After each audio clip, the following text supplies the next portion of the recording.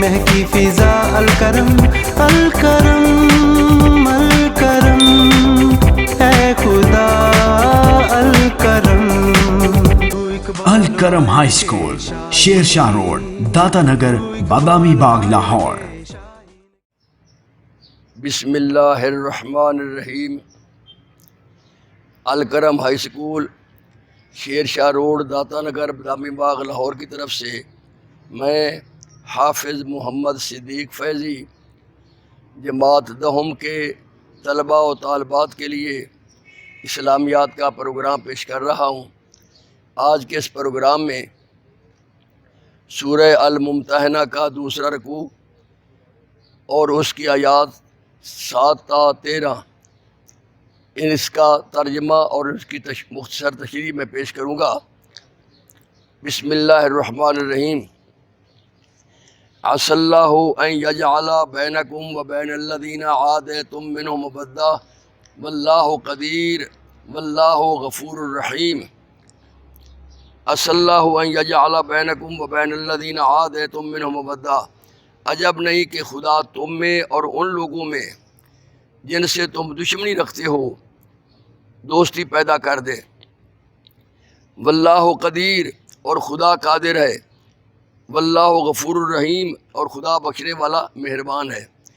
اس آیت میں پروردگار رب العالمین حکم الحاکمین نے سرکار دو عالم صلی اللہ علیہ وآلہ وسلم کے صحابہ کرام کو، تمام مسلمانوں کو یہ خوشخبری سنائی کہ تم دین اسلام کی خاطر جن کے ساتھ دشمنی رکھتے ہو، ناراضگی رکھتے ہو، یقیناً رب کائنات ان کے دلوں میں محبت پیدا کر دے گا، ان کے اندر ایمان پیدا کر دے گا، اور تم دونوں مسلمان اور جو کافر اس وقت ہیں وہ آپس میں شیر و شکر ہو جائیں گے۔ اللہ تعالیٰ ان میں دوستی پیدا کر دے گا اور محبت پیدا کر دے گا۔ اور حقیقت میں دنیا نے دیکھا کہ فتح مکہ کے بعد وہی کافر جو بڑے دشمن تھے، عداوت رکھتے تھے، وہ مسلمان ہو گئے، اور انہوں نے ہی مسلمانوں کی مدد کی اور آپس میں مسلمان بھائی بھائی بن گئے۔ تو اللہ نے فرمایا کہ یہ میرے لیے مشکل بات نہیں، کیونکہ میں واللہ قدیر، اللہ قادر ہے اور اللہ تعالیٰ بخشنے والا مہربان ہے۔ لا ینہاکم اللہ عن الذین لم یقاتلوکم فی الدین، جن لوگوں نے تم سے دین کے بارے میں جنگ نہیں کی، ولم یخرجوکم من دیارکم، اور نہ تم کو تمہارے گھروں سے نکالا، ان تبروہم وتقسطوا الیہم، ان کے ساتھ بھلائی اور انصاف کا سلوک کرنے سے خدا تم کو منع نہیں کرتا۔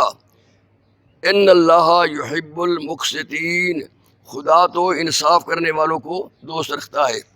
اس آیت میں فرمایا کہ جن لوگوں نے تمہارے ساتھ دین کے بارے میں جنگ نہیں کی اور نہ تمہیں تمہارے گھروں سے نکالا، مجبور کیا ہجرت پر، اللہ تعالیٰ ان سے دوستی کرنے سے تم کو منع نہیں کرتا، کیونکہ اللہ تعالیٰ انصاف کرنے والوں کو پسند کرتا ہے۔ اس میں یہ بتایا گیا کہ وہ کافر جو صحیح فطرت والے ہیں، جنہوں نے تمہارے ساتھ جنگ نہیں کی، ان کے ساتھ تم دوستی رکھو تو اللہ تعالیٰ منع نہیں فرماتا۔ حضرت ابوبکر صدیق رضی اللہ تعالیٰ عنہ کی ایک بیوی جس کا نام قتیلہ تھا، انہی کی بیٹی تھی حضرت اسماء رضی اللہ تعالیٰ عنہ۔ قتیلہ کو حضرت ابوبکر صدیق رضی اللہ تعالیٰ عنہ نے کفر کے زمانے میں، وہ کافرہ تھی، طلاق دے دی تھی۔ وہ ایک دفعہ ملنے کے لیے آئی حضرت اسماء رضی اللہ تعالیٰ عنہ سے، اور بڑے تحفے تحائف لے کر آئی، لیکن جب دروازے پر آئیں تو حضرت اسماء رضی اللہ تعالیٰ عنہ نے جوش ایمانی کے تحت، اس کے باوجود کہ وہ ان کی ماں تھیں، والدہ تھیں، ان سے ملنے سے انکار کر دیا اور ان کے تحفے لینے سے بھی انکار کر دیا۔ اس کا جب علم سرکار دو عالم صلی اللہ علیہ وسلم کو ہوا تو آپ نے فرمایا حضرت اسماء رضی اللہ تعالیٰ عنہ سے کہ آپ کو ایسا نہیں کرنا چاہیے تھا، آپ اپنی والدہ سے ملیں اور ان سے جو تحفے وہ دیں وہ قبول کر لیں، کیونکہ ان کا کوئی قصور نہیں ہے۔ تو اس طرح فرمایا کہ جن لوگوں نے آپ کے ساتھ جنگ نہیں کی ان کے ساتھ حسن سلوک سے پیش آنا چاہیے۔ آگے فرمایا انما ینہاکم اللہ عن الذین قاتلوکم فی الدین واخرجوکم من دیارکم وظاہروا علی اخراجکم ان تولوہم وَمَن يَتَوَلَّهُ فَأُولَٰئِكَ هُمُ الظَّالِمُونَ، خدا انہی لوگوں کے ساتھ تم کو دوستی کرنے سے منع کرتا ہے جنہوں نے تم سے دین کے بارے میں لڑائی کی۔ وَأَخْرَجُوكُم مِّن دِيَارِكُمْ، اور تم کو تمہارے گھروں سے نکالا۔ وَظَاهَرُوا عَلَىٰ إِخْرَاجِكُمْ أَن تَوَلُّوهُمْ، اور تمہارے نکالنے میں اوروں کی مدد کی۔ وَمَن يَتَوَلَّهُمْ فَأُولَٰئِكَ هُمُ الظَّالِمُونَ، تو جو لوگ ایسوں سے دوستی کریں گے وہی ظالم ہیں۔ یا ایھا الذین آمنوا، اس میں صاف فرمایا کہ جن لوگوں نے، اللہ ان سے بالکل منع کرتا ہے جنہوں نے تمہارے ساتھ دشمنی کی، تمہیں گھروں سے نکالا اور نکالنے میں اوروں کی مدد بھی کی، ان لوگوں کے ساتھ قطعاً دوستی نہیں کرنی۔ یا ایھا الذین آمنوا اذا جاءکم المؤمنات مہاجرات فامتحنوہن، مومنو جب تمہارے پاس مومن عورتیں وطن چھوڑ کر آئیں، ہجرت کر کے آئیں، تو ان کی آزمائش کر لو، ان کا امتحان لو۔ فامتحنوہن، اسی لفظ سے اس صورت کا نام ہے الممتحنہ۔ اللہ عالم بایمانہن، خدا تو ان کے ایمان کو خوب جانتا ہے۔ فإن علمتموہن مؤمنات، سو اگر تم کو معلوم ہو کہ وہ مومن ہیں، فلا ترجعوہن الی الکفار، تو ان کو کفار کے پاس واپس نہ بھیجو۔ لا ہن حل لہم، کہ نہ یہ ان کو حلال ہے، ولا ہم یحلون لہن، اور نہ وہ ان کو جائز۔ اس آیت میں اللہ رب العالمین نے یہ فرمایا کہ کسی بھی مسلمان مرد کا کسی کافر عورت سے نکاح نہیں ہو سکتا، اور کسی بھی مسلمان عورت کا کسی کافر مرد سے نکاح نہیں ہو سکتا۔ وَآتُوهُم مَّا أَنفَقُوا وَلَا جُنَاحَ عَلَيْكُمْ أَن تَنكِحُوهُنَّ، تو ان پر خرچ کیا ہو اور جو کچھ انہوں نے خرچ کیا ہو وہ ان کو دے دو۔ وَلَا جُنَاحَ عَلَيْكُمْ أَن تَنكِحُوهُنَّ إِذَا آتَيْتُمُوهُنَّ أُجُورَهُنَّ، اور تم پر کچھ گناہ نہیں کہ ان عورتوں کو مہر دے کر ان سے نکاح کر لو، اور کافر عورتوں کی ناموس کو قبضے میں نہ رکھو۔ ولا تمسکوا بعصم الکوافر، اور کافر عورتوں کی ناموس کو قبضے میں نہ رکھو، یعنی کفار کو واپس دے دو۔ اور جو کچھ تم نے ان پر خرچ کیا ہو تم ان سے طلب کر لو، اور جو کچھ انہوں نے اپنی عورتوں پر خرچ کیا ہو وہ تم سے طلب کر لیں۔ ذالک حکم اللہ، ذالکم حکم اللہ، یہ خدا کا حکم ہے، یحکم بینکم، جو تم میں فیصلہ کیے دیتا ہے۔ واللہ علیم حکیم، اور خدا جاننے والا حکمت والا ہے۔ اس کا مطلب یہی بیان کیا گیا کہ کافر عورتیں مسلمانوں کے ساتھ نکاح نہیں کر سکتی، اگر ہے تو وہ نکاح ختم کر دیا جائے۔ وَإِنْ فَاتَكُمْ شَيْءٌ مِّنْ أَزْوَاجِكُمْ إِلَى الْكُفَّارِ، اور اگر تمہاری عورتوں میں سے کوئی عورت تمہارے ہاتھ سے نکل کر کافروں کے پاس چلی جائے، فَعَاقَبْتُمْ فَآتُوا الَّذِينَ ذَهَبَتْ أَزْوَاجُهُمْ، اور اس کا مہر وصول نہ ہوا ہو، پھر تم ان سے جنگ کرو اور ان سے تم کو غنیمت ہاتھ لگے، تو جن کی عورتیں چلی گئی ہیں ان کو اس مال میں سے اتنا دے دو جتنا انہوں نے خرچ کیا تھا۔ واتقوا اللہ الذی انتم بہ مؤمنون، اور خدا سے جس پر تم ایمان لائے ہو ڈرو۔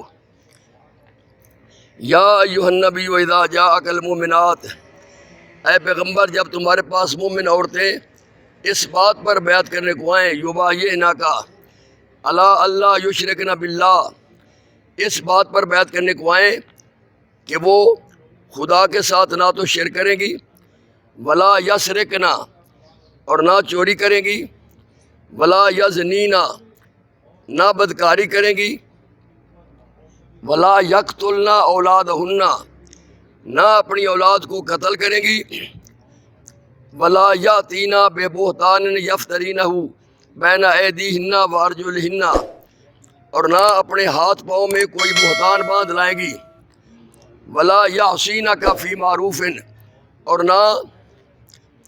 نہ نیک کاموں میں تمہاری نافرمانی کریں گی، تو ان سے بیعت لے لو۔ فبایعہن واستغفر لہن اللہ، اور ان کے لیے خدا سے بخشش مانگو۔ ان اللہ غفور الرحیم، بے شک خدا بخشنے والا مہربان ہے۔ اس اس آیت کریمہ میں پروردگار رب العالمین نے عورتوں کی بیعت کے بارے میں بھی بتایا. جس طرح مرد صحابہ کرام سرکار دو عالم صلی اللہ علیہ وسلم کی بیعت فرماتے تھے، بیعت کرتے تھے، اسی طرح عورتیں بھی بیعت کرتی تھیں. لیکن حضرت عائشہ صدیقہ رضی اللہ تعالیٰ عنہ فرماتی ہیں کہ خدا کی قسم سرکار دو عالم صلی اللہ علیہ وسلم بیعت کرتے وقت کسی عورت کو ہاتھ سے ہاتھ نہیں لگاتے تھے. عورتیں الگ بیٹھتی تھیں اور بیعت زبانی ہوتی تھی، زبانی وعدہ لیا جاتا تھا.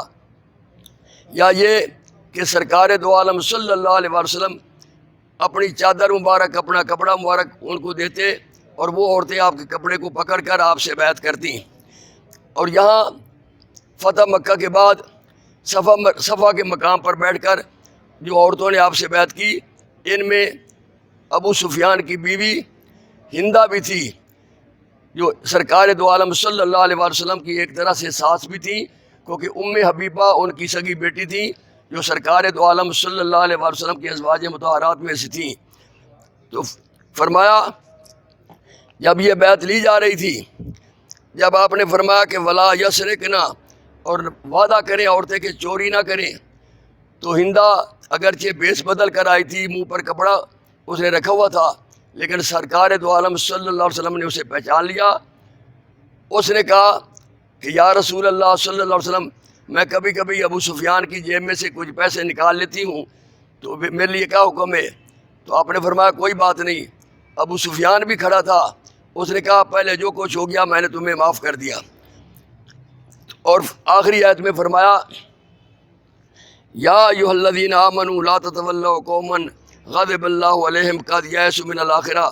مومنو، ان لوگوں سے جن پر خدا غصے ہوا ہے دوستی نہ کرو. جن پر اللہ تعالیٰ ناراض ہے، غصے ہے، کافر، ان کے ساتھ آخر میں پھر فرمایا کہ قطعاً دوستی نہیں کرنی. قد یئسوا من الآخرۃ کما یئس الکفار من اصحاب القبور. کیونکہ جس طرح کافروں کو مردوں کے جی اٹھنے، زندہ ہونے کی قطعاً امید نہیں، اسی طرح ان لوگوں کو بھی آخرت کے آنے کی امید نہیں.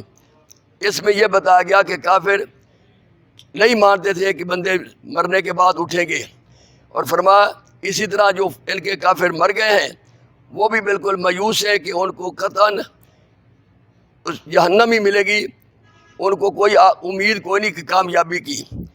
تو یہ تھا ترجمہ سورہ الممتحنہ کے 2 رکوع جو میں نے ترجمہ بیان کر دیا. ان کی تشریحات بعد میں ہم بیان کریں گے. اور یہ صورت بڑی اہم ہے. ان 2 رکوعوں میں سے لازمی طور پر 2-3 آیات آتی ہیں 4 نمبر کی، اور مروزی کے سوال بھی آتے ہیں، مختصر سوال بھی آتے ہیں. اچھی طرح یاد کر لیں تو امتحان میں بڑی کامیابی ہو سکتی ہے. اللہ تعالیٰ آپ کو دین و دنیا کے امتحانات میں کامیاب فرمائے. خدا حافظ.